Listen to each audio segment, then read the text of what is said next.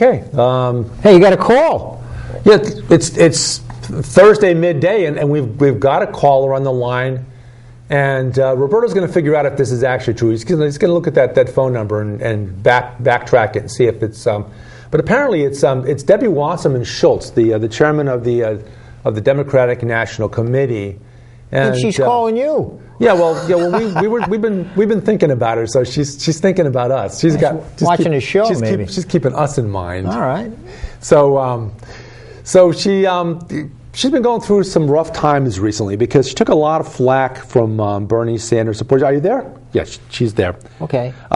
She's taken a lot of flack from Bernie Sanders supporters because she's scheduled all the debates so far at times when times when people really are busy doing other stuff, and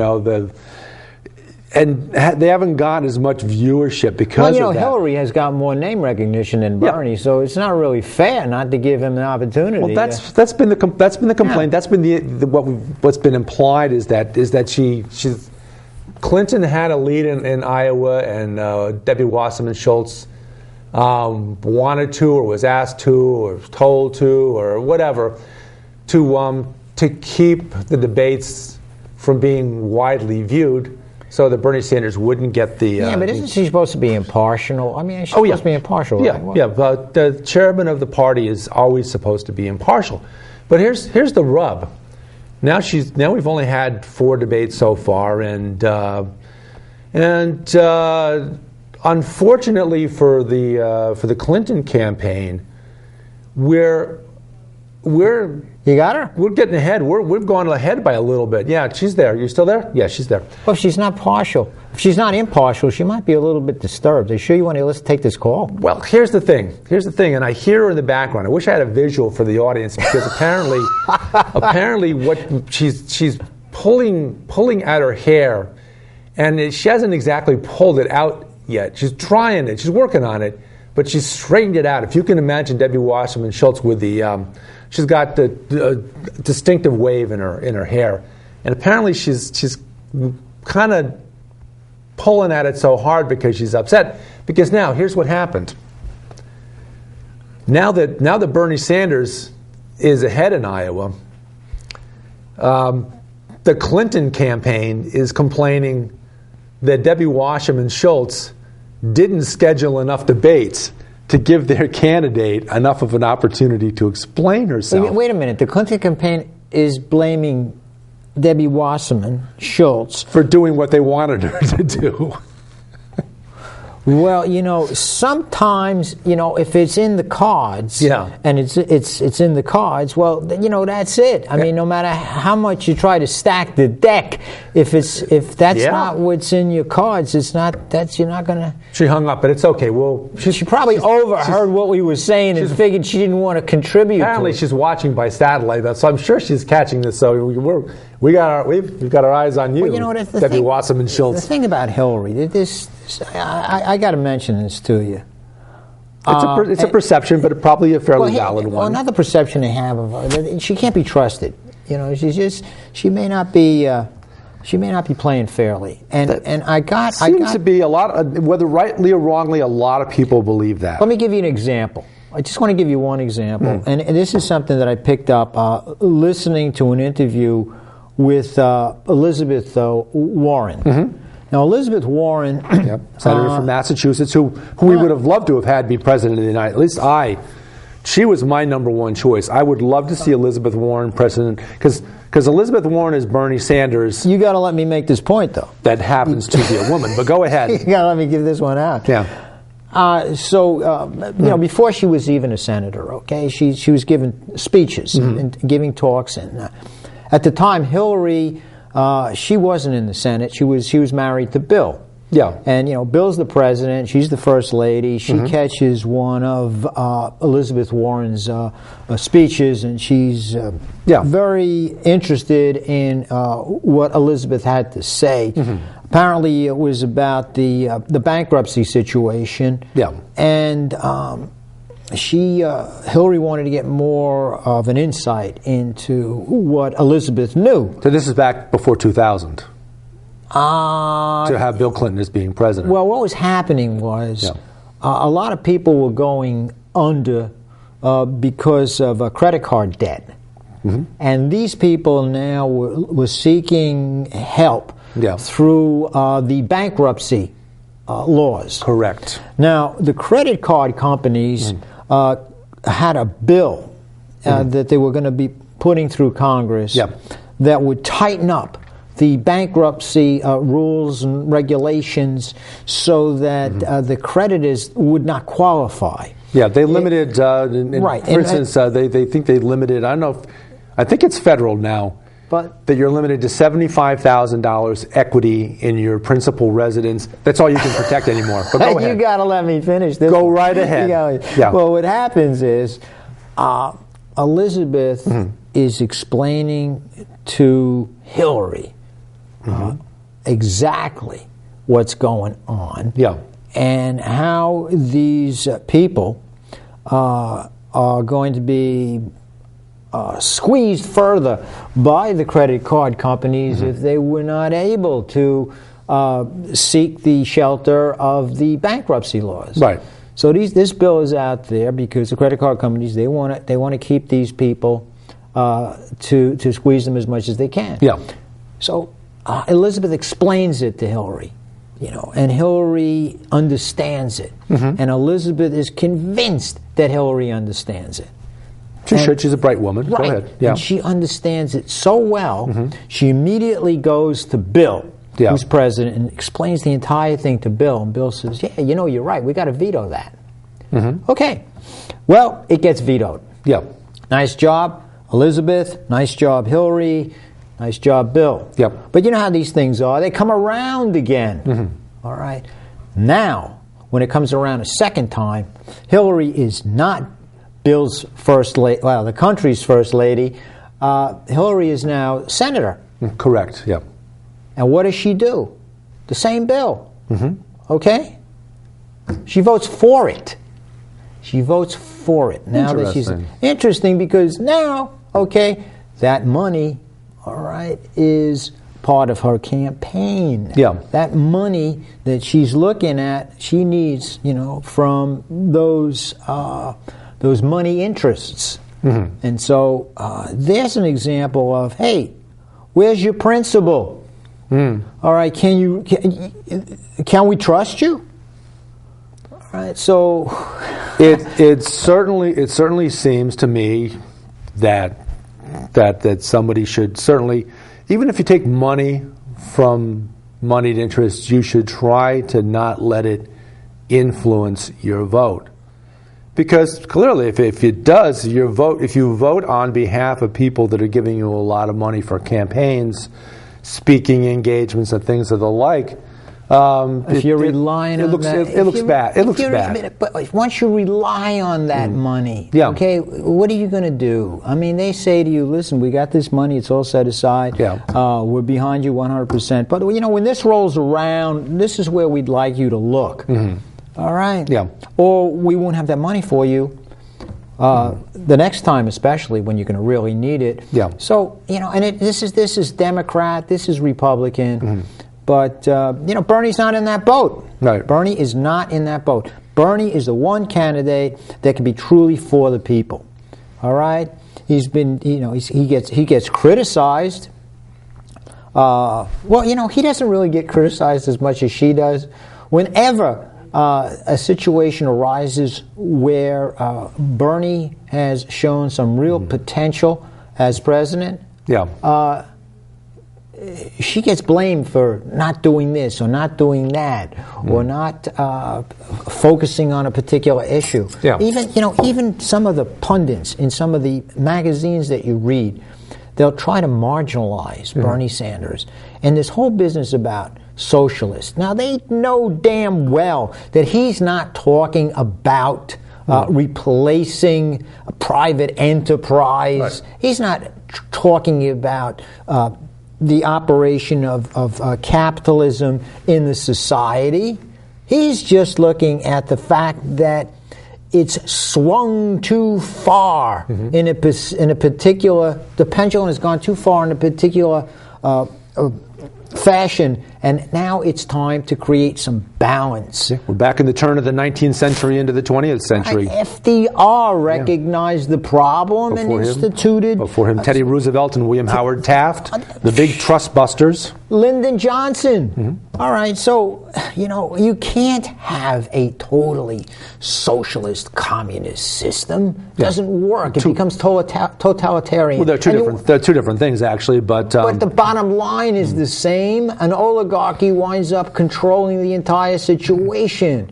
Same thing with a capitalist system that's gone berserk, which you'll wind up with an oligarchy of big money interests calling the shots, whether or not it's to the advantage of the American people or not. They'll throw them a bone once in a while, but when it comes to the big concerns that are going to perpetuate their power structure, that's the way it's going to be. And when the pendulum swings too far in that direction, then people will start complaining about it, and voila, Bernie Sanders. Well, you'll get a candidate that clarifies those ideas. Okay, unless you get to the problem soon enough, they become too powerful to remove out and out rebellion, and that's not something that we want in this country. But we don't want to. It happened before. It happened before, and Teddy Roosevelt came into office. Taft came into office and righted a lot of the wrongs, and nothing is undoable. There's a stability within our system of government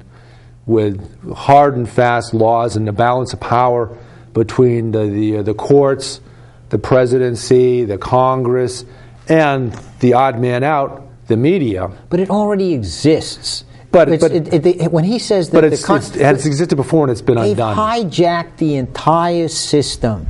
Okay, it's not the will and of the American people. Okay, it's the will of those that control the politicians. The politicians are supposed to be the representatives of the people, and they're not. Been there, done that. We've seen it before, and this is what happens when it goes too far. And it all goes back to Citizens United. Yep, it all goes back to big part of the problem. Right. Now, if you read up on the Koch brothers, the amount of money that these guys and things don't go better with Coke.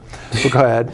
It is unbelievable. They've got their own agenda, which is to perpetuate policies that benefit them and their enterprises, Koch Industries. They've got the wherewithal to channel money in the direction of various politicians that will purport their policies under the guise of conservative or libertarian. It's amazing how all of these particular ideologies can be defined and redefined depending on who's pulling the strings. And hijacked. Right. Now, they've been considered to be the bad guys behind the scenes. So now they decided, well, maybe it's better for us to sort of come out from behind. Maybe we should just kind of show our faces. Yeah. Maybe people can see us. They can see how nice we are. Maybe people can see that, hey, listen, we put a lot of money into the Negro colleges, and that public broadcasting, they put funding into that. They've done some altruistic and generous philanthropic moves to kind of look good, which is advertising, but it is altruistic in the sense that at the same time, probably unbeknownst to them, because maybe they're not looking at it. They had something called petroleum coke, C-O-K-E. No, coke. That's it's sort of a byproduct of petroleum. Yeah, it's pretty nasty. It's a hydrocarbon. Yeah, it's a nasty stuff. But they can profit from it. They can sell it to markets that they have overseas, but they have to store it someplace. Yeah. So they would store it in locations. Unfortunately, they were in locations where some of the poor people to reside, and of course now they're being victims of this material because it's toxic. So here they are trying to show a good picture, and in reality, their interests, are very self-serving, and but what's worse, the worst thing is this whole idea, that they can control the political process. They've convinced themselves that by controlling the political process, it not only benefits them, but it benefits people as well. When in reality, do I hear trickle-down economics from the Reagan years, which that George H.W. Bush called, and rightly so, called voodoo economics, because it doesn't work that way. It doesn't work that way. And even if your ideas are really good, even if they're altruistic, even if they're ideas that you and I believe in, okay, they should not be usurping from the people the whole democratic process. So, basically, that's what I want to say about those guys right now. It's all very interesting, but on the other side of the equation, we've talked at length on the show about Walmart and the bad things that they've done, not only in America but in Puerto Rico and elsewhere in the world. They come in and kill off mom and pop stores because they sell something for a little bit less, and people go there to save a nickel, and they end up destroying their own communities because independent business folks that provide products and services that compete with theirs are just plain out of luck and go out of business. But now Walmart's been very bad with salaries, but now the beginning of this year, 2016. They're raising up their salaries a fair amount. Now, that doesn't necessarily mean that they're not taking something back from those employees at the same time to balance that. But they're hearing the marching call against them, and it's bad publicity, and they're trying to make themselves look a little bit better than they have. Well, that would be only natural. Yeah. When you're being singled out and you're being put in such a bad light, it's not good for business. So maybe the amount of money that they're going to have to put up to improve their image in the long run is simply going to create more profit for them. But there's a situation right now in the Middle East. Yeah. And we start off with Saudi Arabia. I mean, right now, they've decided that it's in their best interest for the oil prices to be pretty low. Number one, it puts a damper on our drilling and fracking enterprises. I mean, it's not financially feasible to be pulling this oil out of the ground when you can get it from Saudi Arabia, and it's so cheap. And they're bringing it out of the ground pretty cheaply. Russia, on the other hand, is in a pickle because it costs them. They have to get $100 a barrel to make a profit on it, and oil being at around $30 a barrel. Russia's suffering greatly for quite a few months now. Well, recently there was a Shiite cleric in Saudi Arabia that was killed. Now, the United States informed Saudi Arabia that they've got to put a lid on some of the radicals in the country. The United States wasn't talking about this particular cleric. Right. All right. When you talk about radical and troublemakers, what we consider a radical troublemaker is not necessarily what the Saudis consider a radical troublemaker. Right. Their perceptions, of course, are different than ours. So much different. Now, this particular cleric was not bad. This cleric recognizes the abuses that were coming from the Sunnis and from the Shiites, and he was looking for more justice. Okay, all right, and he was admired by a lot of the Shiites, especially the ones in Iran. Well, the Saudis, they thought that he was creating too much of a disturbance, so they decided that he's got to be eliminated. And then what happens is the Iranians storm the embassy. Yeah, the Saudi embassy. The Saudi embassy. The Saudis decide, okay, now we're going to cut off our agreements, our trade. We're going to break our relations with Iran, like they had relations to begin with. Yeah, well, they were fractured to begin with. Yeah. And not only that, we're going to see even lower oil prices, because now that Iran has the opportunity to get back into the market again and sell some of their oil because the sanctions have been lifted, they're going to be surprised that they can't get top dollar for it thanks to the Saudis. Yeah. Okay, and this business with the Saudis is unbelievable. At one time, Egypt was considered to be the power in the Middle East. Oh, you remember Nasser? You remember Gamal Abdel Nasser? Sure. Yeah, Sadat. Even Mubarak to an extent. Hosni Mubarak. Yeah. But they don't carry the same kind of power that the Saudis have now. Not only that, they depend on the Saudis. Yeah. So now, okay, so you got the Saudis, Sunni. You got Iran, Shiite. You got ISIS, Sunni. All right. You can say to Saudi Arabia, listen, we got to do something about ISIS. And Saudi Arabia says, yes, we have to do something about ISIS. It doesn't go any further. Do you know why it doesn't go any further? Because ISIS is a byproduct of what Saudi Arabia essentially does not disapprove of. All right? So we can't expect that much from Saudi Arabia. We can expect something from Iran. All right? So when politicians say we can't be negotiating with Iran against ISIS, they don't know what they're talking about. The reason is ISIS is Sunni. Iran is Shiite. Okay? All right?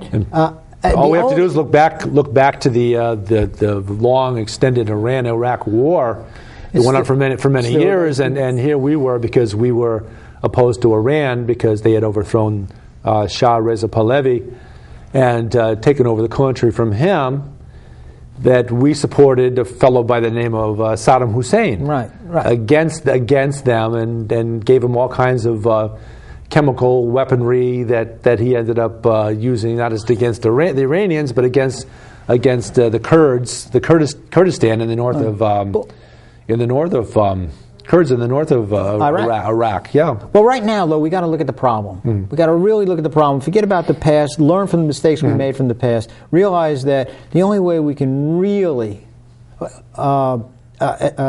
do something about ISIS is through Iran. Now, Iran filters funds into Syria. Yeah. Syria is Bashar and Russia.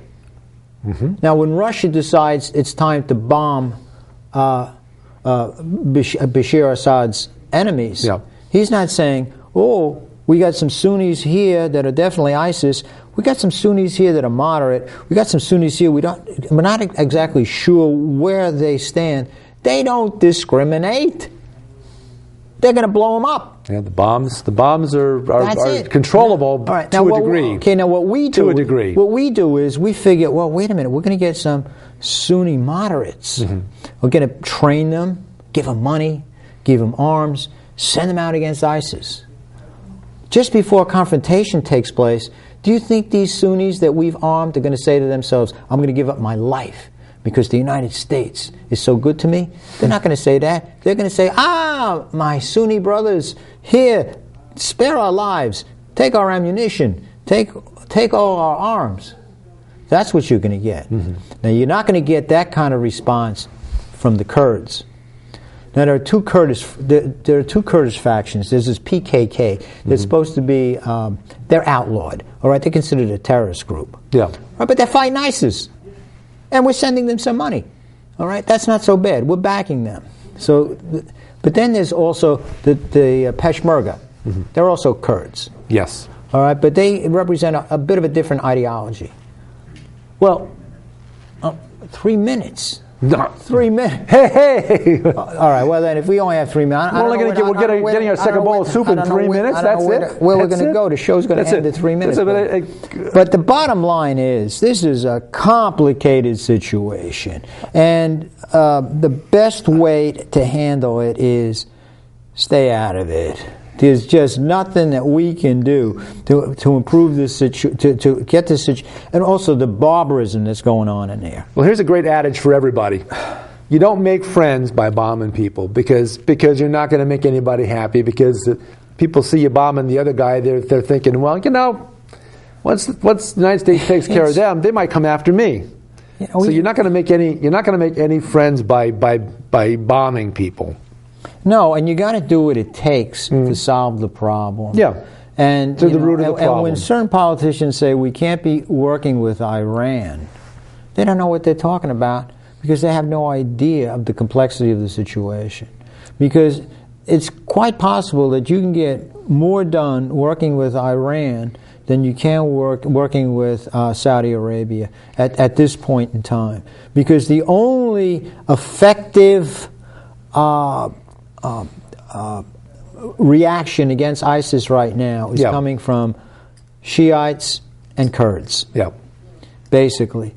There's not much you can expect from Sunnis, and that's it. The Sunnis were the ones that were marginalized by the Iraqi government to begin with, and if they weren't marginalized by the Iraqi government in Iraq, the situation wouldn't exist the way it is. And those Sunnis that want to go in and retake their villages, because the longer those villages are under control, more of their population is being murdered.